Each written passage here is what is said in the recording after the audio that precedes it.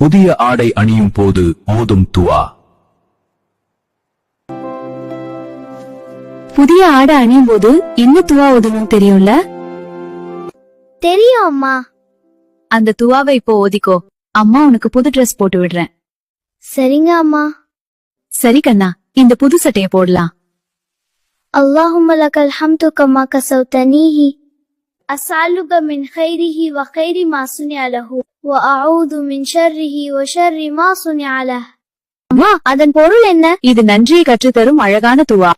அல்லாவே, இந்த உடையை எனக்கு அணிவித்ததற்காக உமக்கே எல்லா புகழும். இந்த உடையின் நன்மையையும் இது எதற்காக செய்யப்பட்டதோ அதன் நன்மையையும் உன்னிடம் கேட்கிறேன்.